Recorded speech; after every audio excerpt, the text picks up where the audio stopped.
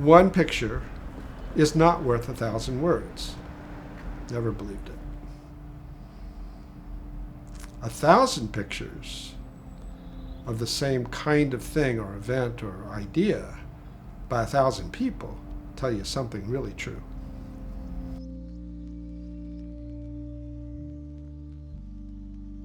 I was asked the question once about documentary photography, and I don't like the term.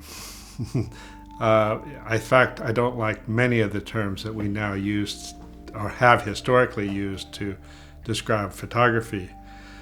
Documentary, conceptual, fine art, that's the worst one.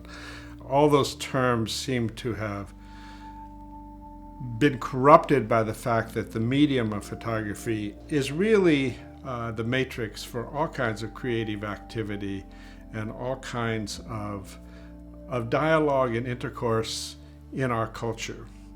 So to label things is really difficult because it takes them sometimes out of the context they were originally in and puts them in a new context, and sometimes the new context is determined by moving them from that older label. So I'm very skeptical of those terms when somebody, I'm a documentary photographer, or I'm a conceptual photographer, or I only do fine art. Bullshit. Time, context, history, culture itself will tell us the real meaning of the production that we look at as photography.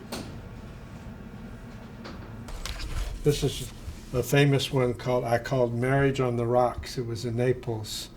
And I just have this sense that he's about to kill her.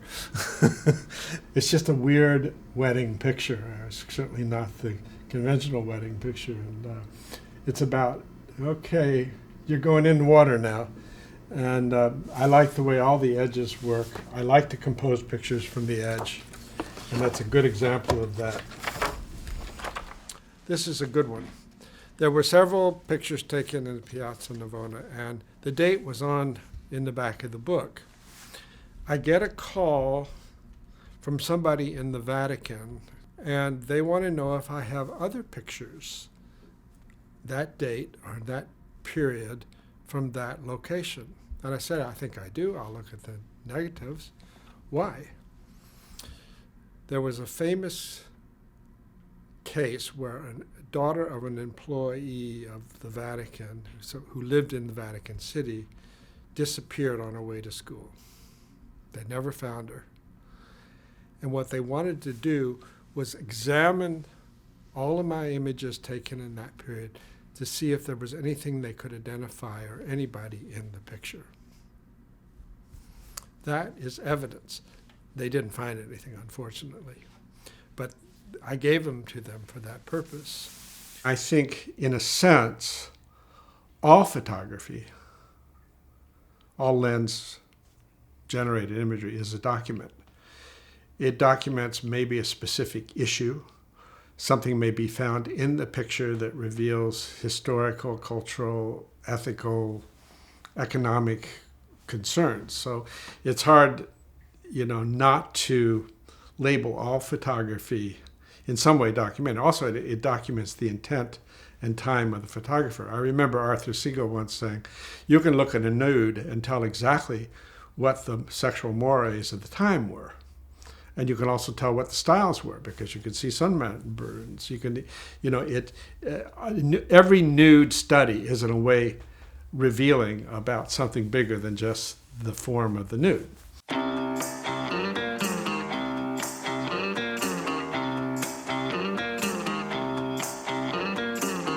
The first real sort of break into people was my book Beach, which is work I began about 73 and 4. I was doing 3 projects: people on the beach of Chicago, parties in Chicago, and street pictures with a vignette around them.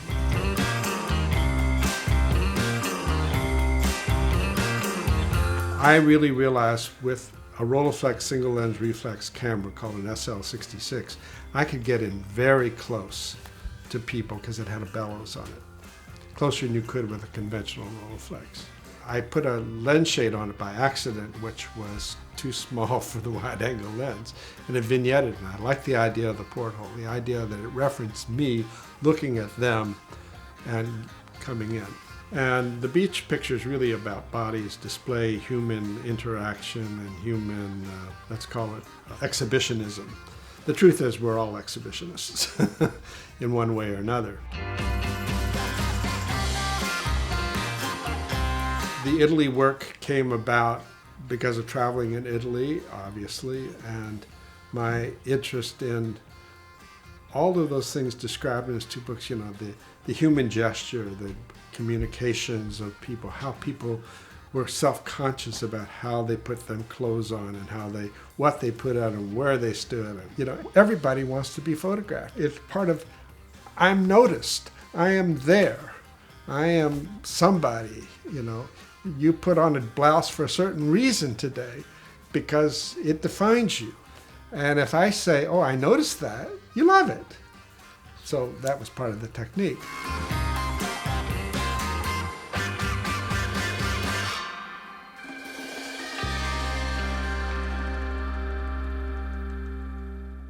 I frequently had to travel as a young boy with my family to central Illinois, where my father was born and raised and where his mother, my grandmother, lived. And right at that border of Illinois and Indiana, it flattened out like a pancake, just as flat as you can imagine. Anybody who's been there knows what I'm talking about. And my father would go, we're in the land of Lincoln. Isn't it beautiful? Smart aleck young boy would say, no, it's ugly. It's nothing there. He would say, son, you just don't see it. What's to see, Pop? It's in the horizon. Let's skip a few years. I'm suddenly a senior at the University of Illinois. I'm about to enter a photographic course. I walk down the basement where all photography was in those days. And above the transit is a large panoramic view of the Illinois landscape of a farm. A very famous picture by a photographer named Art Sinzaba. I look at the picture and say, oh my God, that's what my father's talking about.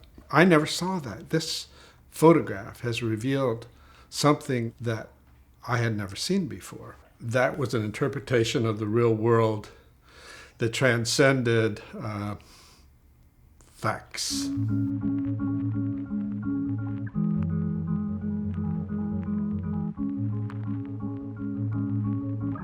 The question comes up, about documentary or about where it came from, and it was about looking and trying to understand very clearly for me, and I think that came from Meet Yard and others, learning how to see as the camera sees. The camera does not see as the human eye sees. It's got its own properties. It has no memory. It has no history. It doesn't tell the truth. But it has its own components of fact. I use the term real-world witness. I don't fabricate pictures other than what the camera fabricates. Generally, I accept what's there and trying to find what I consider the lens order to the world.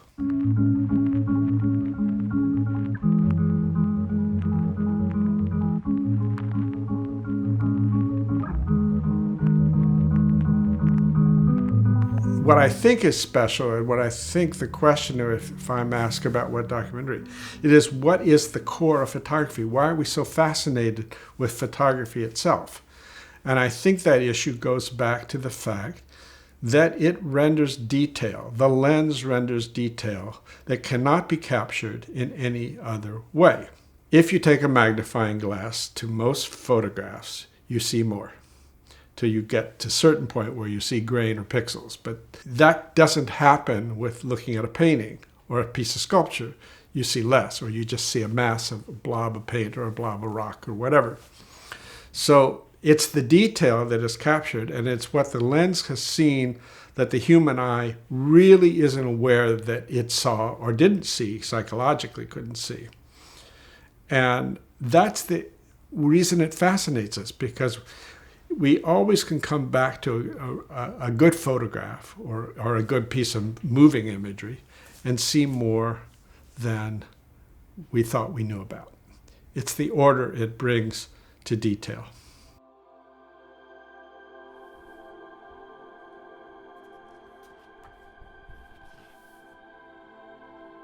I've often had partners. I find the dialogue, the thinking process goes well. You always have your troubles with those kind of things. The big collaborative problem, of course, was what they call here is New York. And that was an exhibition that is considered by many to be the first real crowdsourcing exhibition. We decided we would make a call for anybody and everybody to give us whatever they wanted to give us about the event. And anybody and everyone, doctors and lawyers, street people, children, brought pictures in. We scanned them all the same, printed them on the same size, 11 by 14, hung them on wires with no names on them. Everybody wanted to put their name on. No. So there were a few photographers said, oh, you have to put my pictures up front. Or I go, fuck you. And, everybody was dealt with exactly the same way. And if they didn't want to do it, then get the hell out of here. It became the living memorial of 9/11. Lines went around the block. Celebrities stood in line, waited to get in like everybody else. It was a major collaborative. At one point, we had 250 volunteers. Michael and I were on the front line every day with a number of people who came in every day to work. It was a phenomenal, interactive, personal community of volunteers. We really managed to involve everybody in the decision making at one point, or as much as we could.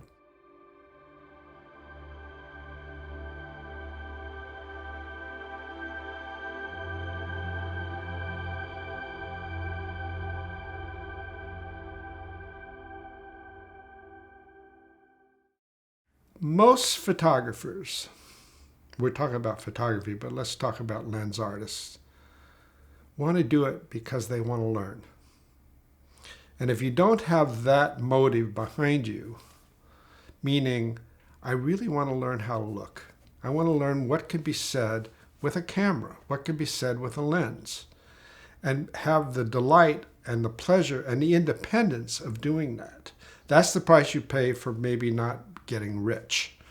Everything has changed, but nothing has changed. It has never been an easy field to make a living in, but it's in a way more difficult. And if one wants to be have camera, will travel, real world witness photographer, so-called documentary photographer, there are very few outlets. However, there are more opportunities if you know both the still and moving, the mechanics, the histories, the aesthetics of both, and you can do both.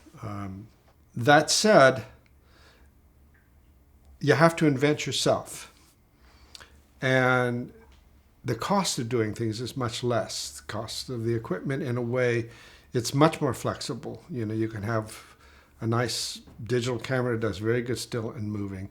You have to know the histories. You have to know, make connections, and you have to have ideas. You have to have something quite special, but you can package that much easier than you could have and get to the people who might help you, I think quite a bit easier than you could. But you're not in a cubicle. You're really not at the whim of someone else. And you can see what you're doing pretty fast, and it's fantastic.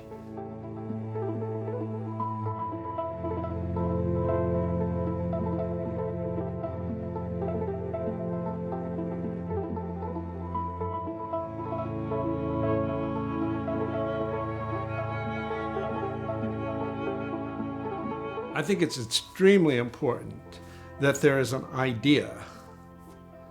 You might call it a point of view. You might even call it, and you should call it, a concept behind any photographic body of work that's worth anything, which is one of the reasons that I take such chagrin at somebody saying, I'm a conceptual photographer. What the fuck does it mean? All good photography, in fact, all good art is conceptual. Does the concept come before or after the body of work or during the development of the body of work? That's the question.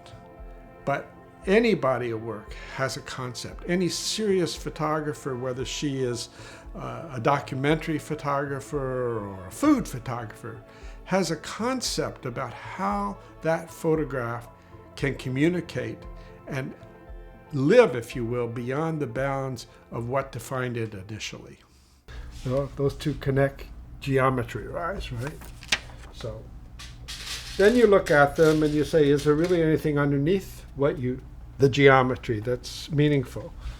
And after a while, you begin to whittle down maybe a few hundred pictures down to 50. And then you got something to work with. So I just saw this picture here. Look at that. It just happened to be, this is all about geometry, but it is also evidence. It's evidence of something left behind, of somebody's composition, somebody's need to create attention for whatever reason. This idea of finding relationships and understanding what you're doing really happens out of looking. Anybody, any fool can make a good photograph. And millions, I think there are I got the figure, it's astounding, 24 billion cameras in the world right now. Something like that. So you imagine how many photographs, what we'll call photographs, are made every day. Yeah, we all make good photographs. Can you make a body of work? Can you make a group of photographs that stand together in a synergistic way, bigger than the sum of its part, that has an idea behind it, a concept? That doesn't mean that concept has to be pre-established or even have a literal component to it. A good document is one that reveals something, frankly, conceptual that is discovered.